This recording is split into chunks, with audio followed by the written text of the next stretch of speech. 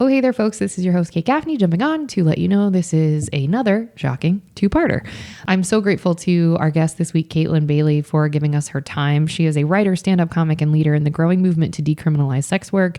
And we finally got our wish, y'all. We finally got to have the conversation with someone who is openly willing to talk about working in sex work and the ups and the downs and all of the in-between, and to talk about the history and what it's rooted in. And just, I learned so much, and I had to confront some of my own prejudices and my own biases and my own, preconceived ideas of what that work is. And you'll hear some of my line of questioning is, leading based on my opinion. And I got to learn a lot. So yeah, Kaytlin is just such a lovely, generous, wonderful human in life, but to get to know her like this was so fascinating and wonderful and triumphant, and all of the, what other adjectives can I pick? She's the best. She's so funny. Go see her show, find her on all the things, go to her website. All of that information is in the show notes, and you can find her Old Pros podcast. Take a listen to that. You'll learn so much, and I am giddy at the thought of watching her one-person show. I want to be front row for an hour and a half and learn all of the things. And you will hear, she's so articulate and so smart. So I wanted to ask so many more things. If you have questions for Kaytlin, feel free to email us at servicefromhellpodcast@gmail.com. We will pass those along. She's an educator on this. She doesn't identify as an educator, but she educated me. And also she tours the country discussing these topics and this really hard conversation she's willing to have that a lot of people are not willing to come out of the shadows and talk about. She's trying to create visibility in the market. So if you have questions for her, please email us or find her on the socials. And she's not super active on Instagram, but on her website, if you fill out the contact information, she absolutely will get back in touch with you. So find out all of the things, go see her show, tell her we sent you. Let's get on with the show. I want to not waste your time, and I want to dive right in because I have 6,000 questions. So the only fantastic. I just want to get 1 second. Oh yeah. I'm so sorry. No, you're totally fine. Okay, never mind. My person is on it. I just sometimes. So I'm an Airbnb host, and sometimes my guests get into a panic because So I have a guest checking out, and she's sending these panicked messages. That's like, how do I leave? And I'm like, just bye. Leave the keys on the table, leave the door unlocked, and let yourself out into the world. They're like, where are you? And I'm like, leave the door unlocked. This is New York City. It's gonna be fine. It's gonna be fine. It's gonna be so fine. Where can I leave the keys? On the table. Where I just said. Yeah. And they're like, but there must be another way. No, it's less safe for you to hide the keys in the hallway somewhere. It's way. It's wild. So anyway, thank you. Oh, you're so welcome. I'm so excited. Yeah. Okay, Kaytlin. Me too. Okay. If you don't have any questions, we're gonna get it going. No, I'm good. We'll roll with punches.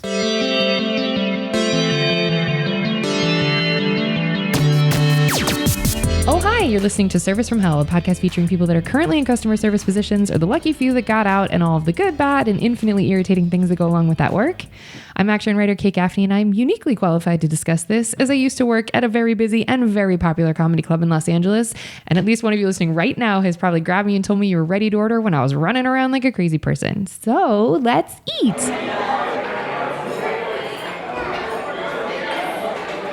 I'd like to welcome our guest, Kaytlin Bailey.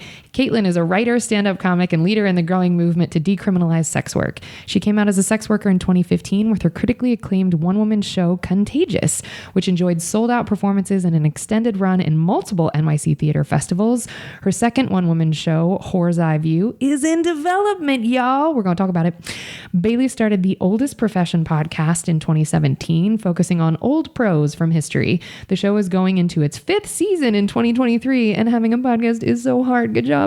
Bailey has worked at the highest level of national politics since 2018, when she became the founding director of communications for the national advocacy organization Fighting to Decriminalize Sex Work. I'm gonna cry. That's so amazing. Okay, she continues to consult with campaigns, organizations, and policymakers to decriminalize sex work around the world. In 2020, Kaytlin Bailey founded Old Pros, a nonprofit media organization changing the status of sex workers in society. Old Pros produces content and events that bring people together and change people's minds about the oldest profession. Kaytlin also represents a long-standing desire that all y'all have heard me talk about on this show forever. forever to try and get someone that works in this world. I'm so excited to talk about it. That said, I better know Kaytlin through mutual comedy friends because she is very funny and also is a comic and this insane industry. And also she has such a powerful presence in the advocacy community. I am so honored to have her here and y'all are going to love her. So that said, Kaytlin, how stoked are you for your newest one-person show? How hard is it to perform in NYC? What keeps you pushing? Tell us all the things. I'm so excited to be here, Kate. Thank you so much for having me. Yeah, and for our purposes at the show, I do want to say thank you so much for reading my my bio. I feel very impressive. You are impressive. But I also worked as a Starbucks barista and a waiter here in New York for years and years and years, which I can say was objectively worse in every imaginable way than being a sex worker, which is also part of the service industry. Yeah. Oh, so that's my. Yeah. Thank you. Thank you for having me. Your first question was how stoked am I about the one woman show? I am so stoked. The most stoked. I've been working on this show for 5 years, and I got it on its feet for the first time in January of 2020, which I'm sure you can imagine was not the best time to be ready. Why? To bring a show on the road. There's some stuff happened that year that I'm sorry. was bad for. Just you. Group events. Yeah. It's a personal tragedy of the global pandemic. But I'm so excited. We have dates.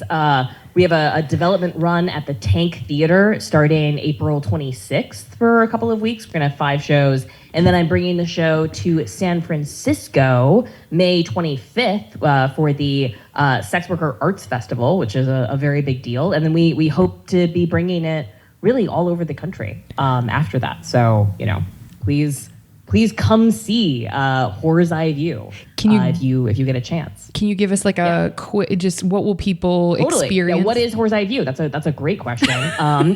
So it's a combination stand-up comedy special, history lecture, and personal storytelling one-woman show where I cover 10,000 years of history from a sex worker's perspective.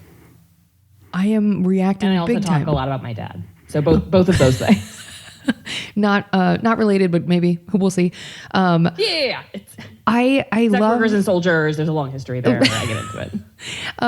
I think of Eddie Izzard comes to mind. I think of her and I think of her like, she may have changed her name. I'm so sorry if she has changed it. No, I don't think so. I think Eddie Izzard is using she, her pronouns, but I think still using the brand they built. Yeah. Okay. And Dress to Kill was like one of a formative stand-up comedy special for me. And John Larajamo's history special is another one.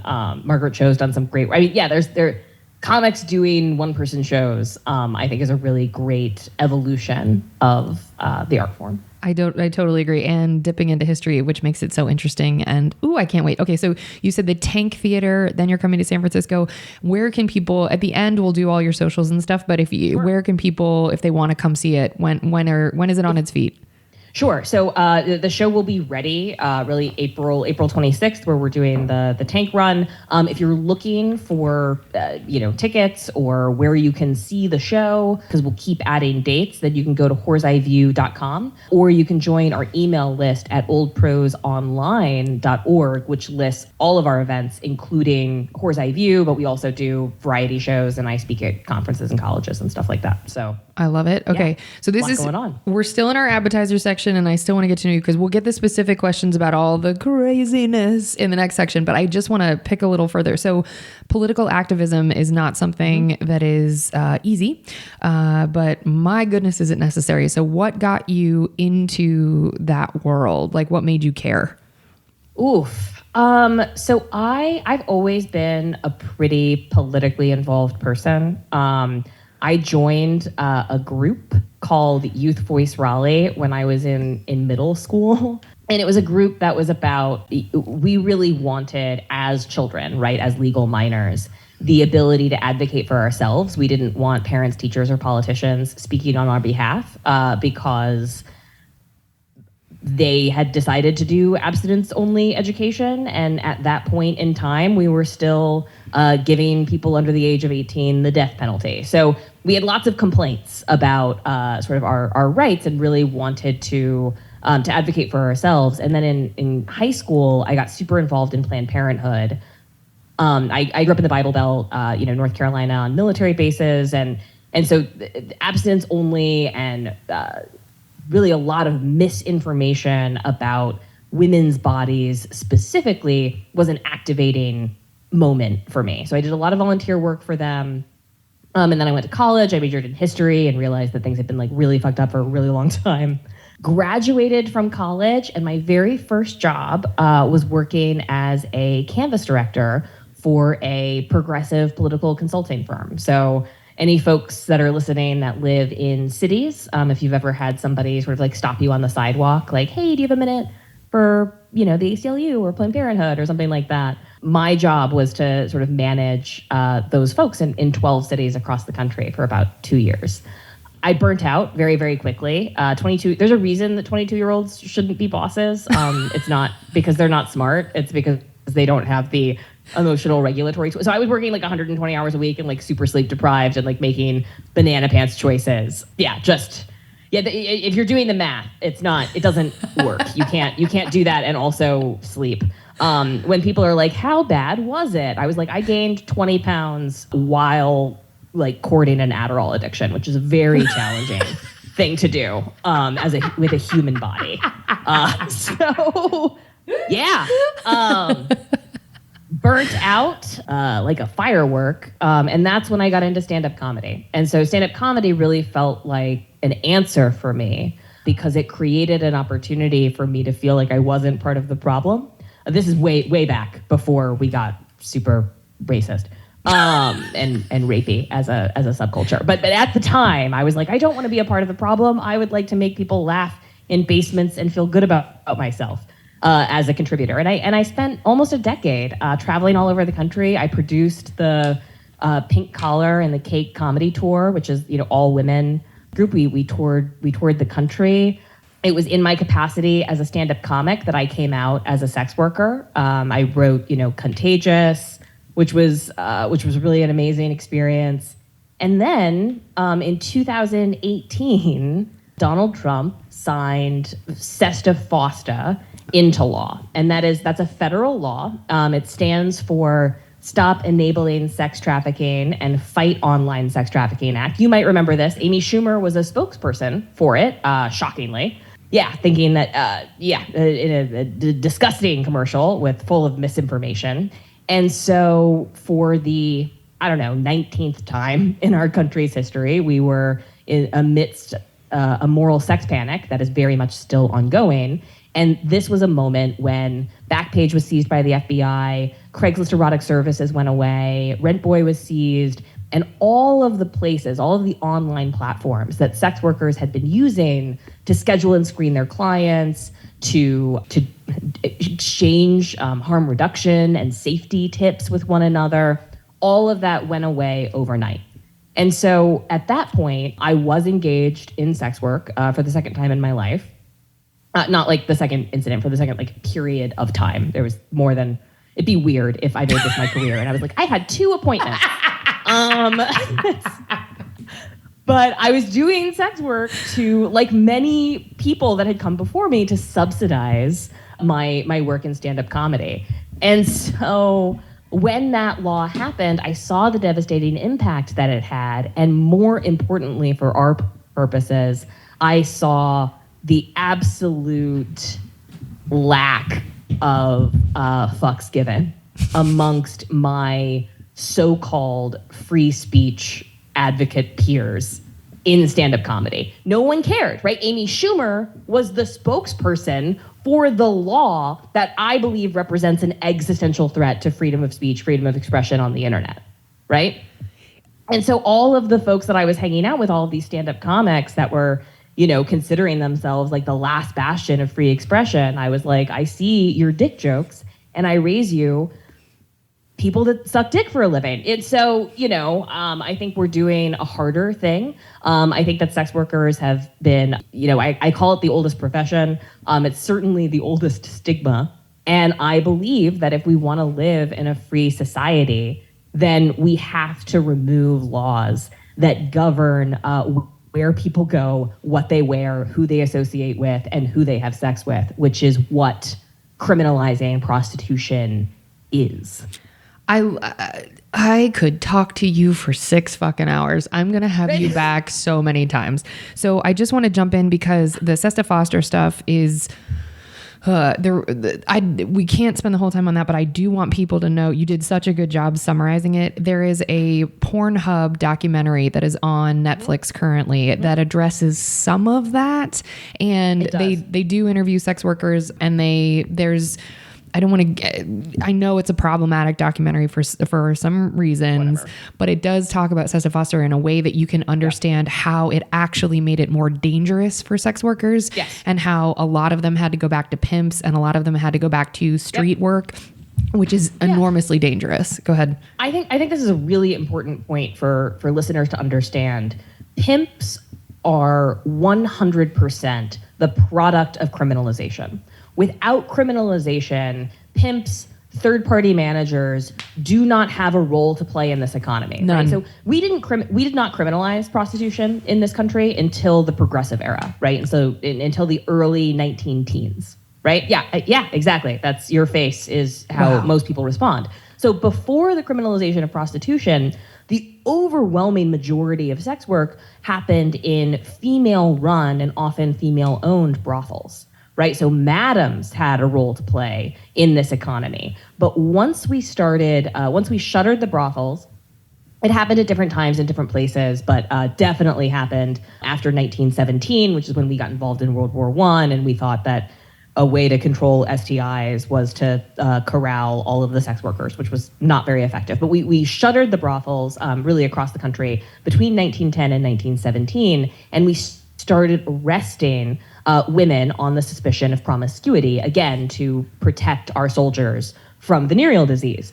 When that happened, it became impossible for sex workers to connect with clients, right, in brothels or in established places. That's when we started depending on men to go and procure clients for us, because we could not engage in public space. We could not be caught soliciting. We no longer had established places that people knew to go to. So that's when this pimp figure enters the sex work economy. There really wasn't a place for that guy before the criminalization or after Backpage, Craigslist Erotic Services, all of these internet providers made it possible for sex workers to directly connect with their clients without a potentially exploitative third-party person.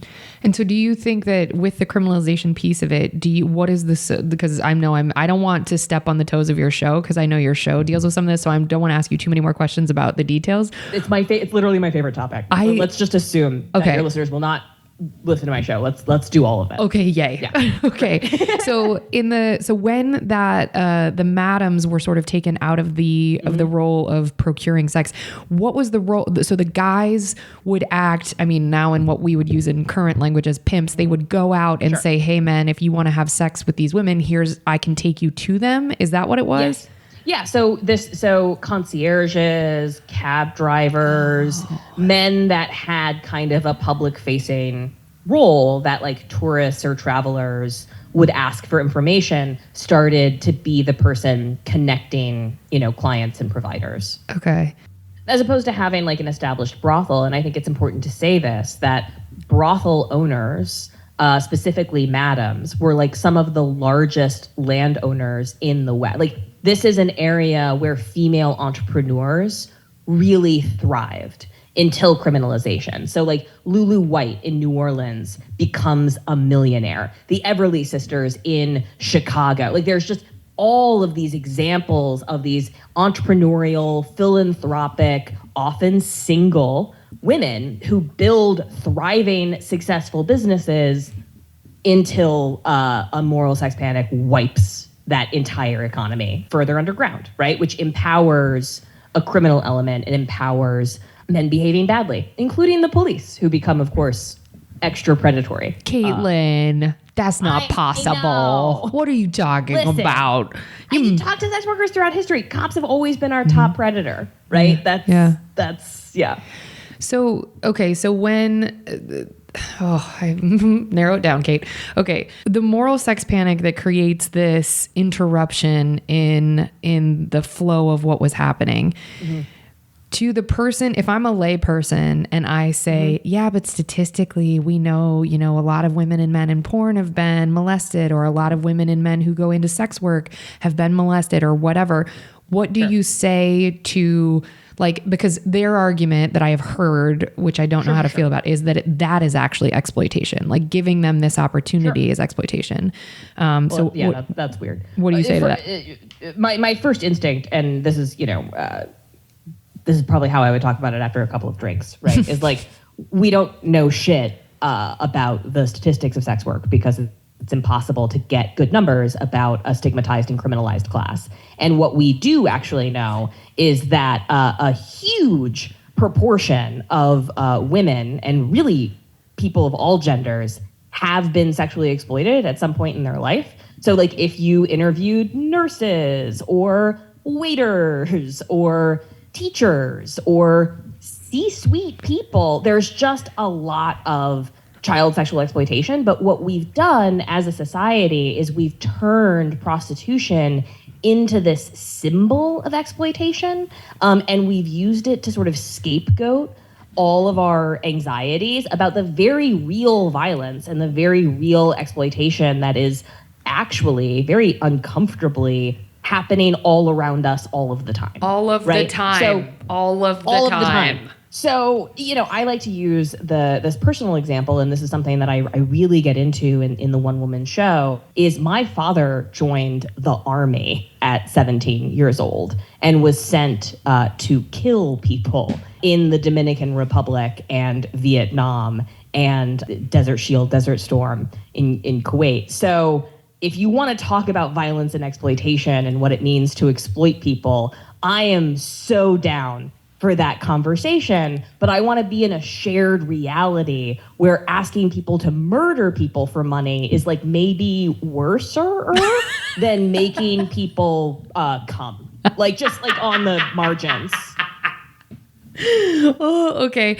And you're so fucking articulate. It's wild. I'm not surprised at all. This is so awesome. Okay. Then I have one more question. Okay. So the argument that I hear often and that is presented in this documentary is the trans community that chooses to get into sex work is often, you put your finger up. Yep. No, go ahead. So I've heard two arguments that it's, well, they're more protected because without this, a lot of the trans community could not find other work because this is where they are openly accepted. Then I have heard that it is, again, they love this word, exploitation of what is deemed a class of people suffering. This is what I've heard. Sure. Can you speak to those points, please? Yeah, I absolutely.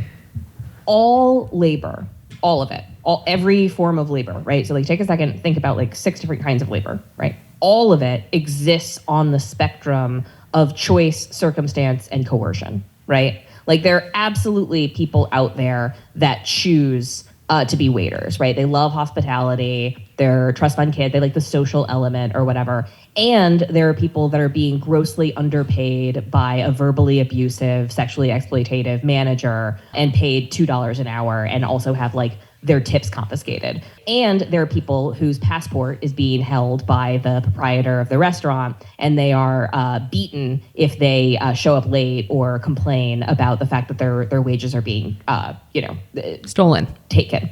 Right. All of those exist in just the food and bev industry, right? You can say the same thing about mining, agriculture, textile work, domestic labor. So again, there is so much exploitation happening in the labor market to turn sex work into a symbol of that blinds us to that exploitation. And it also really, I think, perverts or obscures what we mean by exploitation. So what I will say is that folks in the LGBTQ plus folks, including really especially trans women, are overrepresented in sex work because they are discriminated against in other labor sectors, right? So are there trans women engaging in sex work who would really rather be doing something else? Absolutely. But you can say the same thing about people waiting tables. Are there cis women that are participating in sex work who would really rather be doing something else? Absolutely. You can say the same thing about babysitting. So, I think it's important for us to get really clear about what we're actually talking about so that we can get together and work towards a future where there is less exploitation and not confuse that with a future where there's less sexual expression, which is something that we actually don't want to be working towards. Whoo, girl, I see why you speak at colleges and shit. Wow. Okay. So before we move on to the section where we hear all about your employment history, which I promise folks we're going to get to, but I know everyone is so engaged in this part anyway. So if someone comes to you that is deeply offended by the work, by the conversation, and takes the sort of, especially because you're from the Bible Belt, takes the moral high ground of, we just have to eliminate it altogether. What do you, and by it, I just mean generalized sex work. What would be, do you have a chambered response? Yeah, I mean, most people that come to this, so there are people that just hate sex workers, right? Serial killers, serial rapists, predators, deep misogynists, right? They're like, sex workers are gross and they should be eliminated from the face of the earth, right? But those are not people who present themselves as having the moral high ground or doing this for religious reasons, right? Those folks are often coming at this from a place of, we really want to help, right? People who are in a bad situation. And so what I would say to that is, if you are asking yourself the question, what would Jesus do? Well, then you can look at the Bible and see that he spent a lot of time chilling with sex workers in a non-judgmental, open-hearted way. And that was fine. Probably a way that Jesus would not want to, quote unquote, help sex workers would be to send armed SWAT teams into the places where they were living and working, which is what so much of our, quote unquote, anti-trafficking work looks like. And it's really, really hard to help people that you're hunting. And so I think it's really important for folks that are engaged in charitable work or are interested in improving the lives and expanding the choices of people that engage in this work.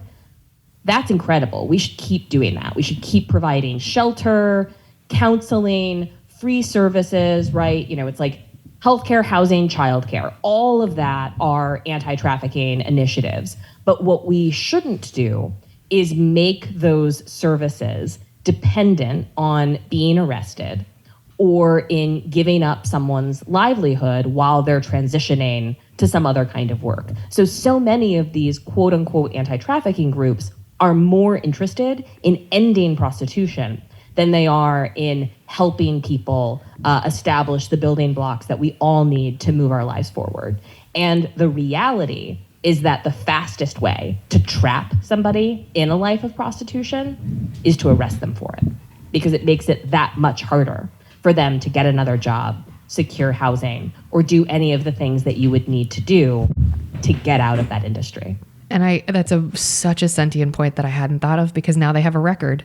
And if you have a record, right, then it's that impossible. Makes everything harder. Wow. I did not. And it's interesting because, not to, we'll get funny, folks, but the abortion parallel is so, because you've just said, go ahead. Yeah, there's nothing that you can do, right? We know that criminalizing abortion does not end or reduce the number of abortions. It only makes it less safe. The same can be true of sex work. This is not a problem that we can arrest our way out of. You are never going to effectively suppress or penalize or eradicate something older than money. What you can do is make it less safe, less comfortable for the people engaged in that work. But that doesn't meet any of our shared stated values. That does not make the work safer. That does not reduce violence or exploitation in the sex trade. It exasperates all of that by pushing the entire industry further underground. And we know what prohibition does to markets. It does not make them safer. That's 1,000% true. And so because of the work that you do as far as advocating for sex workers, do you ever get sex workers coming to you saying, hey, I'm in a really dangerous situation and I need help to get out? We don't get a ton of that because we're pretty explicit that Old Pros is not a service provider, right? We don't have any resources available for folks in trouble, but there are a ton of sex worker-led organizations that do that work. Lysistrata comes to mind. Swap Behind Bars is another great example, and one of the most effective anti-trafficking groups out there, the Freedom Network, is another great resource connector for folks that are looking for shelter or legal services. The Sex Worker Project at Urban Justice Center here in New York is another one. So there is a network of sex worker-led anti-trafficking groups that provide services to people in trouble. And one of the cool things that distinguishes these groups from, like religiously motivated groups or groups that work with law enforcement is that there's no barrier to access. You don't have to be arrested. You don't have to agree to stop doing sex work. You just have to tell these organizations what the problem is, and then they're going to try to help you. I mean, if different services are available at different places at different times. As I'm sure you can imagine, sex worker-led organizations are chronically underfunded. Of course. But sex workers are in some of the best positions to help people in trouble because they understand where folks are coming from, regardless of where they're at on that choice, circumstance, coercion spectrum. Okay, I love that. And then have you, because of the work that you do, because there is so much resistance socially to helping and being visible, have you been doxxed? Have people come after you? Have you been scared? I really haven't. One of the big problems that we deal with at Old Pros is being shadow banned or having our emails put to people's spam because we're talking about, sex work, and we're talking about the decriminalization of prostitution, and the name of the show is Whore's Eye View. These are all top spam filter, and all of these tech platforms are uniquely motivated, right, in the aftermath of Sesta Fosta to do a really overbroad suppression, right? It doesn't matter that we're not selling sexual services. If we have the word sex in our email, then we can see on our end, right, that we have like a 4% open rate as opposed to our more standard 50% open rate, which is what we normally get. So we have to do a lot of self-censorship and a lot of it's a moving target, right? The algorithm is getting updated all of the time. So we're playing games on social platforms to try to avoid being shadow banned. But we're very lucky at Old Pros that so far we have attracted an overwhelmingly supportive audience that's really interested in the work that we do and really interested in educating themselves and others about this issue and why it matters. And that, I think, is one of the big things that we do at Old Pros, and this is my thesis as a relatively privileged upper middle class white woman. The criminalization of sex work has an impact on women's ability to participate in public spaces. And historically, when places say they are cracking down on prostitution, what they are actually doing is cracking down on women in public. And I think a really good example of this is the same month that Donald Trump signed Sesta Fosta into law, there was a very nice restaurant on the Upper East Side here in Manhattan that decided to stop serving single women at their bar because they didn't want whores in their restaurant. So if you are a single woman and you entered this establishment, they would seat you at a table. You were not allowed to sit at the bar and have a drink like a normal person. And all of this was done in the name of suppressing sex work. And so that's what I want listeners who have never engaged in this work, who cannot imagine themselves engaging in this work, to understand, is that when push comes to shove, it's actually impossible to prove that you're not a whore, and that these laws that we're writing that suppress sex work is really suppressing women expressing themselves, right? In the immediate aftermath of Sesta Fosta, Instagram shadow banned #women because they were afraid of being in violation of this law. So it's really, really important if we want to create a society where people of all genders are able to move freely, engage with who they want on their own terms. It's important that we let go of this very old stigma that has done nothing to help prevent violence against women, but has done a lot to put women in really bad, desperate situations. Oh, I want to keep talking about this, but we're going to get to your jobs. Okay, well, I'm just going to have you come back on and talk all about this because this is so much, this is fascinating for me. One more, just in this intro section to bring it back to you. So how hard is it to perform in NYC and find theater space? And like when you've done these one-person shows before, like how do you navigate that world? That's a really great question. Right now I'm developing my show at the Tank, which is a really incredible not-for-profit theater, and their mission is to just make free stage time available to artists who need it. So they produce like 1,000 shows a year, which if you're doing the math, that's like more than 2 a day. And so they have so many shows that come in and out of their spaces. It's where I developed Contagious, so I already had a relationship with them, and they're incredible. In terms of the next step, I don't really know the answer to that. I'm inviting as many people as I can. I'm interested in bringing the show to as many places as possible. I'm emailing artistic directors. I'm reaching out to funders. I'm doing the things, but I'm very much learning what it means to self-produce a theater production here in New York, which is really different than just pursuing stage time as a comic, right? Which you can do in sort of like 10-minute increments. Like I need the showroom for 90 minutes, right? Which is a really different ask. You can't take that to a comedy club. So I have a lot of experience pursuing stage time. I feel very comfortable talking to different kinds of audiences and different kinds of places. But this is very much another learning opportunity. The only thing I know for sure is that I don't want to do too many festivals again, because that felt pretty exploitative. That was a situation where I was like, the math here isn't mathing super good. Do you know about this? Yeah, so I was interested in Edinburgh, and I've since pulled back because I did the math, and it was $35,000 if I were all in, and I was like, that's so much money. And then the math gets sadder when you're like, oh, and the maximum ROI, if I sell out every seat every night, is like $5,000. Like it's not, so both theater festivals that I did, which really like they're doing their best, right? Like no one in theater is making too much money, right? It's just that you end up sort of creating a system that like feeds on the artists, right? Right, exactly. And so it's a bad system. So they had entry fees. They had mandated costs from like advertising to the people that you needed to hire to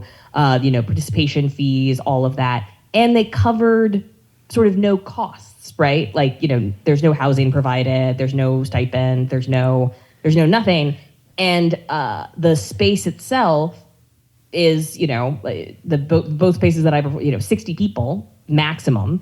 At, I don't remember what the ticket costs were, but, not hugely expensive. And the festival is taking a pretty healthy chunk of that, in addition to all of the money that you paid for the privilege of participating. So we sold out every Contagious show and lost money in both festivals. So for Whore's Eye View, since it felt like I was self-producing anyway, we're just self-producing this. So we're not cutting a festival into your profits, to the money that we might make. Yeah, profits is probably too strong a word. Loose, but we're the revenue, whatever. The money that comes in. Wow. So yeah. Well, I have lots of questions, but I'll ask you off the mic. Okay. Well, my advice for you. So what I will say to young artists is that festivals I would not have the tools that I am using now to self-produce Whore's Eye View had I not done Contagious through the festivals that I did. So it can be a great networking opportunity. It can be a really great learning opportunity. It's a full immersion, which I think is really important for artists to like put themselves in a situation where that's really all they're doing. But I think it's important for folks to do the math before going in and not confuse these performance opportunities with income, an opportunity to make money. Yeah. Because that's not what they do. Good to know. Thank you so much. Okay, well, folks, we hope you enjoyed your apps. We're going to move on to the entrees after a quick break.